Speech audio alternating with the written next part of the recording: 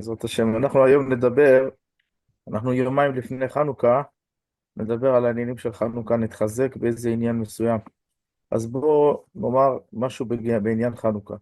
אם אנחנו נשאל היום בספרי ההיסטוריה, כמו למשל איזה ספרי היסטוריה יש שהיו בזמן החשמונאים, יש ספר שקוראים לו יוסיפון, והפוסקים מביאים אותו, הפוסקים מביאים אותו, הרמה, הם מביאים אותו מדי פעם כשצריכים לקחת כל מיני פרטים.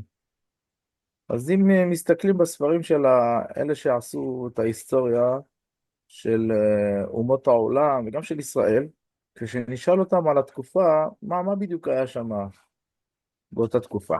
אז מה הם יגידו? הם יגידו הייתה שליטה של היוונים בכל האזור, אולי אפילו בכל העולם, אני לא יודע לגמרי, אבל הם היו מאוד מאוד שולטים. בזמנם עיקר השליטה שלהם הייתה במלחמה, שהם היו נלחמים על גבי פילים, ממש שמים את הקול הזה שלהם על הפיל, ושככה הם היו עושים מלחמות. וזהו, אז זה מה שידוע בהיסטוריה,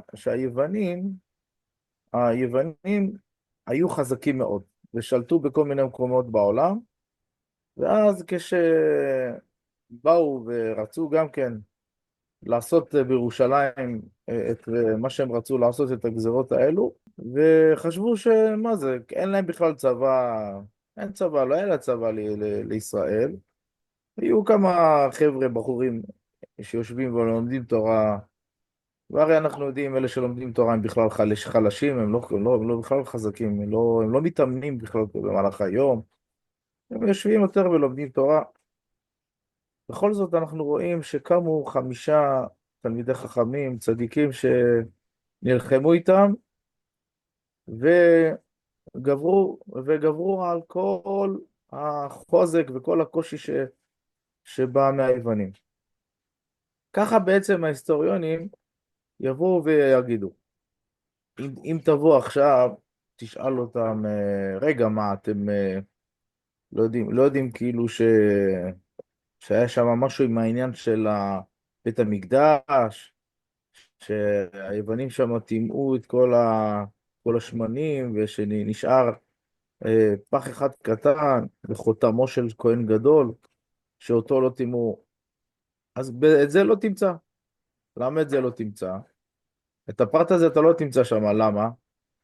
כי זה פחות מעניין אותם עכשיו, העניין הזה של פתאום מצאו בחותמו של כהן גדול איזה כד של שמן קטן. זה לא מעניין אותם, מעניין אותם כאילו שתי אומות נלחמו זה בזה, הם גברו על אלו וזהו. ואפשר לתאר כמובן איך הייתה המלחמה ואיך היה זה, שזה היה נס ופלא כמובן, אבל לא נכנסים לפרטים האלה. ולמה? למה אותם היסטוריונים, שאתה יכול גם לפתוח את הספר עצמו, אם יש לך באוצר החוכמה, יצחק, ספר יוסיפון, הוא מתאר בדיוק מה היה באותה תקופה, שזה היה לפני 2000 שנה כמעט, 2500, 600 שנה, הוא מתאר ממש כל תקופה, גם לפני חשמונאים וגם אחרי, וגם מזמן הבית, הוא מתאר כל מיני תקופות שהיו שם, הוא לא מציין בכלל את העניין הזה של מציאת פח השמן. אז אני אסביר בדיוק למה. איך אנחנו רואים את הדברים, אלה שבאמת חוגגים את חג החנוכה. כשאתה חוגג את חג החנוכה, עיקר המצווה היא בעצם ההדלקה של הנר. אנחנו כמעט ולא הפוך. אנחנו אצלנו זה בדיוק הפוך. אנחנו פחות מתייחסים לנס של המלחמה, למרות שזה גם היה נס גדול. אנחנו מזכירים את הנס של המלחמה רק בתפילה, תוך כזה, בעל הניסים. אבל בעיקרון, על המלחמה אנחנו לא עושים שום משהו שמזכיר את הנס. מה אנחנו כן עושים שמזכיר את הנס? לוקחים כל יום שמן, זית או שעווה ומדליקים, אפילו נר אחד זה מספיק, לא צריך להדליק הרבה נרות. מעיקר הדין בשולחן ערוך מדליקים נר אחד, והנר הזה הוא מספיק לכל בני הבית, לפי הספרדים. כל יום בעיקרון, מספיק נר אחד. אנחנו מהדרים ומוסיפים את הכמות של הנרות לפי הימים. אבל אתה רואה שבעצם כל העניין כאן אצל היהודים, לתת דגש דווקא על העניין הזה של הנס פח השמן, שבגלל זה אנחנו חכמים גם תקנו ברכה. אנחנו מברכים אשר קידשנו, 3 ברכות ביום הראשון, ביום השני והלאה 2 ברכות. אז למה כל זה קורה? למה בדיוק הנקודה הזאת? אז התשובה היא, אנחנו נסביר עכשיו את הדברים, שזה עניין חשוב מאוד ביהדות. מה שאנחנו נסביר כרגע, להסביר מה באמת ההבדל בין היהדות איך שהגויים מסתכלים על העולם. אז ההבדל הוא שאולי אני אקדים קצת. הרי אנחנו יודעים שיש מעשים גדולים ויש מעשים קטנים. למשל, מה זה מעשים גדולים? דוגמה, אדם ראה למשל איזה מישהו נופל ברחוב, והוא ככה יודע לעשות את כל הדברים לרפות אותו, ועשה לו החייאה, וברוך השם הציל אותו ממוות. זה נקרא מעשה גדול. כל המציל נפש מישראל, זה, זה כאילו שהוא מעמיד את כל העולם. אז זה מעשה גדול. אבל אם למשל הוא היה עובר ברחוב, פתאום איזה ילד בא ואמר לו, תעזור לי להרים את התיק לבית. התיק שלי כבד היום, תוכל לעזור לי. אז לכאורה, מה יש בזה? בסדר, אם אני לא עוזר לו, אז איך אומרים? אז הוא ייקח את זה לאט לאט, עד שייקח איזה 20 דקות ייקח לו עד שיגיע לבית. יש מעשה גדול, יש מעשה קטן. יש גם מצווה גדולה, ויש מצווה קטנה. מה זה מצווה גדולה? למשל, לצום ביום כיפור זה מצווה גדולה. לשבת בסוכה זה מצווה גדולה, זה פעם בשנה אנחנו עושים אותה. תוקעים בשופר זה מצווה גדולה. אבל מה זה מצווה קטנה? למשל, נגיד, אדם רוצה עכשיו לאכול והוא צריך ליטול ידיים. נטילת ידיים לא כתוב בתורה, זה מדי רבנן, זה שונה מהמצווה. שתיהן חשובות כמובן, אבל זה יותר גדול וזה יותר כזה קטן. אז בן אדם שמחשבן ואומר, זה גדול וזה קטן, אני משקיע בגדול ואני לא משקיע בקטן.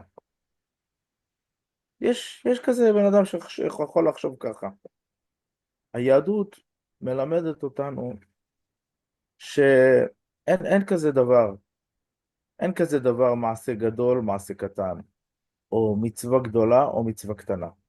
לא. היהדות מלמדת אותנו שיש אדם גדול ויש אדם קטן. מה זה אדם גדול ואדם קטן?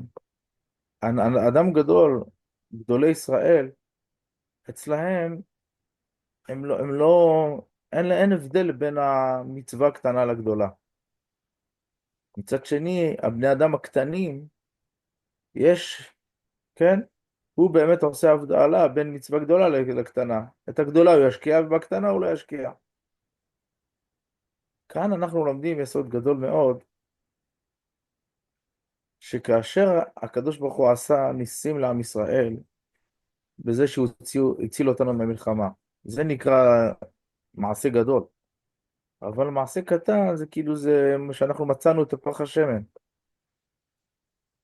אז אנחנו רוצים להראות במה שאנחנו חוגגים את החנוכה, להראות שבעצם אנחנו מודים לקדוש ברוך הוא, ואנחנו רוצים להראות לו שאנחנו מבחינתנו, אין הבדל בין המעשה הגדול לבין המעשה הקטן.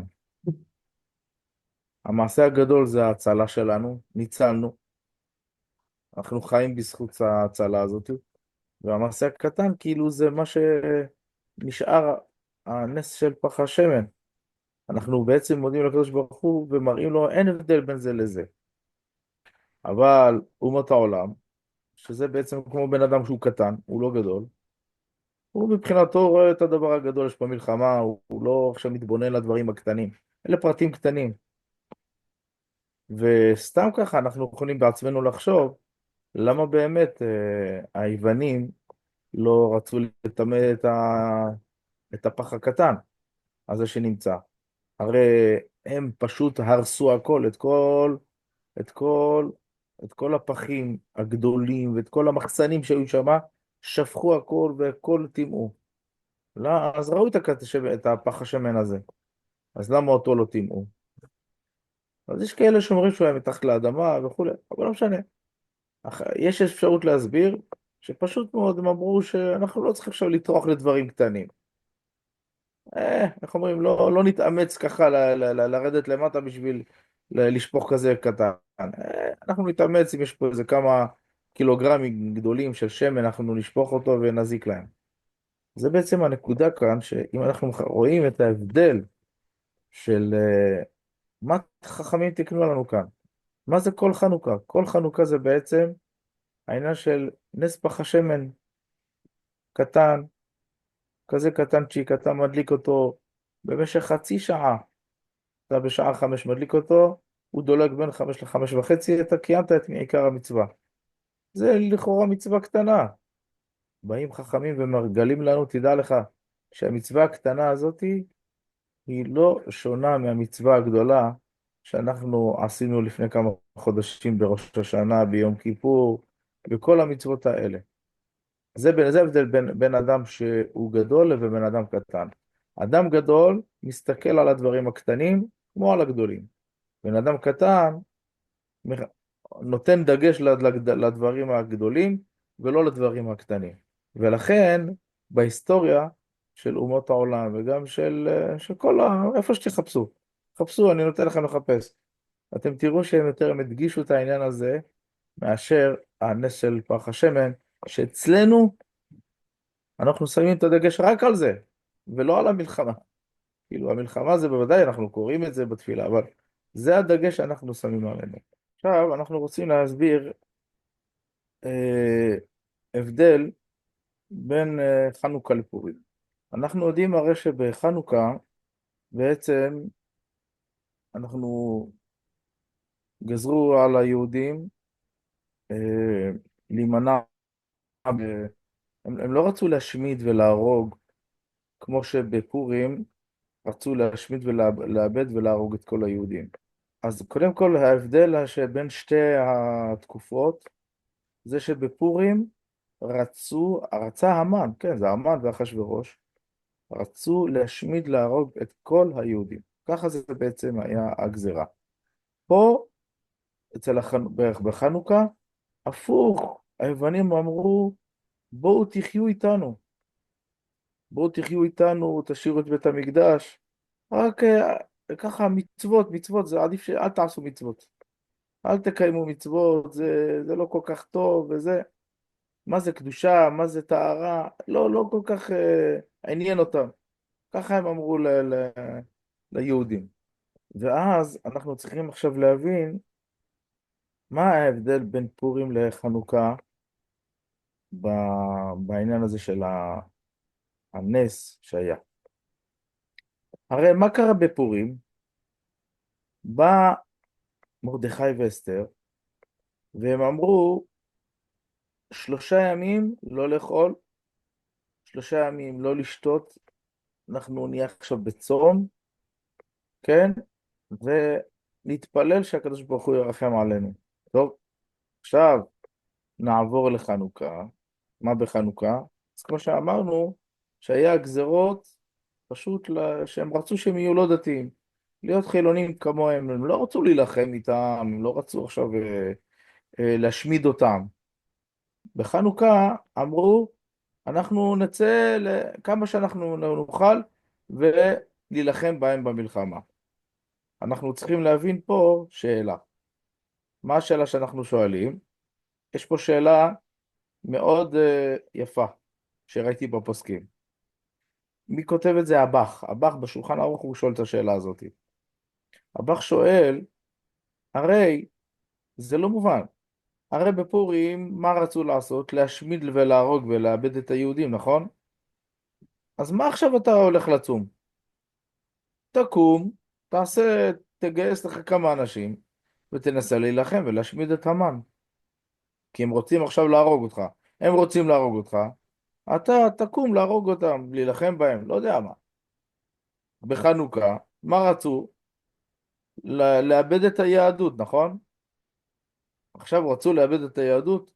מה ההיגיון, מה צריכים לעשות?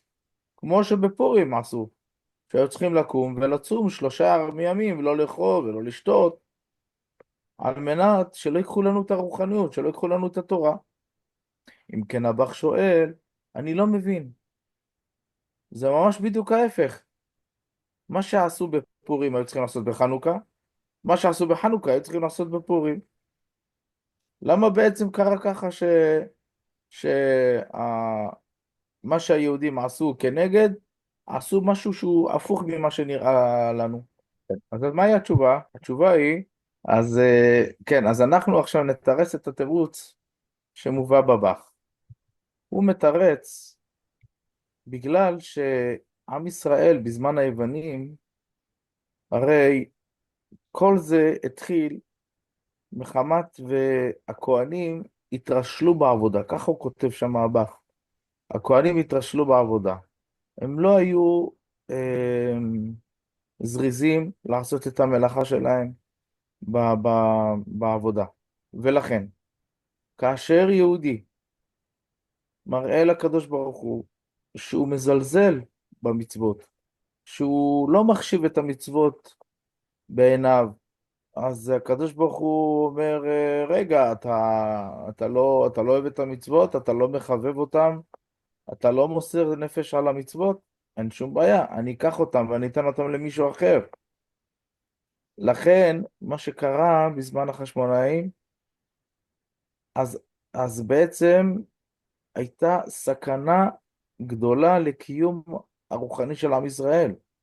ואז, מה רצה הקדוש ברוך הוא לראות? אם באמת הם מוסרים את הנפש. מה יעזור עכשיו שהם יצומו 3 ימים? הם יצומו 3 ימים, אחרי 3 ימים עוד פעם, הם יחזרו להתנהגות הלא טובה שלהם. הקדוש ברוך הוא רצה לראות אם אנחנו באמת מוסרים נפש בגלל שאנחנו באמת רוצים לחזור לעשות את העבודה של בית המקדש בזריזות ובאהבה ובחיבה וברצון. לכן, אז קוראים לזה תשובת המשקל. תשובת המשקל, יצחק, זה כאילו, במקום שאני חטאתי, אני צריך לתקן כעין מה שאני חטאתי. ולכן, מהי תשובת המשקל? אנחנו התרשלנו בעבודה, אנחנו צריכים להוכיח שאנחנו כבר לא מתרשלים, אנחנו רציניים, אנחנו אוהבים את העבודה, אוהבים את המצוות. זה מה שהיה בחנוכה. אבל בפורים, בזמן של פורים, בזמן המן, למדו שם תורה כמו שצריך. כתוב במדרש שהמן הסתובב בבית של היהודים וראה ילדים לומדים תורה. לומדים תורה, והוא ראה כל ילד קטן, איכשהו בקיא בהלכות, בקיא בעניינים האלה של כל המצוות. ככה זה באריכות מובא שם במדרש, וגם בגמרא. אז בעצם מה קרה בפורים? בפורים בעצם, אז, אנחנו, בפורים אנחנו רואים שלמדו תורה, אבל היה שם בעיה בפורים. בפורים אנחנו רואים שהקדוש ברוך הוא אמר להם, כמובן על ידי מרדכי, שבזמן שאתם הולכים למסיבה שאחשוורוש והמן מזמין אתכם, תדעו לכם יהיה לכם צרות מהסעודה הזאת. מביאים לכם שם הכל כשר, אבל תדעו לכם שהסעודה הזאת תביא לכם הרבה צרות. הם נהנו מסעודתו של אותו רשע, זה לא היה טוב לישראל. וכאשר הבעיה שם הייתה רוחנית, אז מה יעשו עכשיו להילחם? מה ייתן להם אם עכשיו, מה הם יצאו להילחם? מה ייתן להם? הבעיה היא עכשיו לא לגבור במלחמה, הבעיה היא אחרת. הבעיה היא שאנחנו צריכים לעשות תשובת המשקל כמו שאמרנו בחנוכה. אותו דבר כאן, מהי תשובת המשקל? אנחנו נהנינו בסעודתו של אותו רשע, נכון? אכלנו, שתינו, נהנינו, אבל ההנאה הזאת הייתה אסורה, מרדכי הזהיר אותם לא ללכת. מהי תשובת המשקל? בואו 3 ימים, לא נאכל ולא נשתה. צריך לצום. אם כן אנחנו, ולכן בעצם מה אנחנו רואים שגזרו על הגופות? שם רצו להשמיד ולאבד. ולכן כאן התשובת המשקל הייתה כנגד החטא שקרה שם. לצום ו3 ימים ו3 לילות, ולא לאכול ולא לשתות, וככה הקדוש ברוך הוא רואה מהי התשובת המשקל. תשובת המשקל היא, זה שאנחנו רוצים להראות לך, ריבונו של עולם, שאנחנו חטאנו, לא היינו בסדר, אנחנו נפלנו, אבל אנחנו קמים בצורה הנכונה. איך קמים בצורה הנכונה? מה, נלך להילחם? זה לא מספיק, למה? כי גם אם אתה עכשיו תקום מהמלחמה, מחר עוד פעם אתה תתנהג לא טוב. הזמינו אותך לאיזה מסיבה של המלך, אתה גם תלך עוד פעם. ואני אומר לך לא ללכת. זה בדיוק הנקודה. העוון היה בגלל שנהנו מסעודתו של אותו רשע, תשובת המשקל, 3 ימים לא לאכול ולא לשתות, שהגוף ייחלש, ואז הנשמה תתגבר, וככה כולם יזרקו לקדוש ברוך הוא, שיציל אותה מהגזרה של המוות.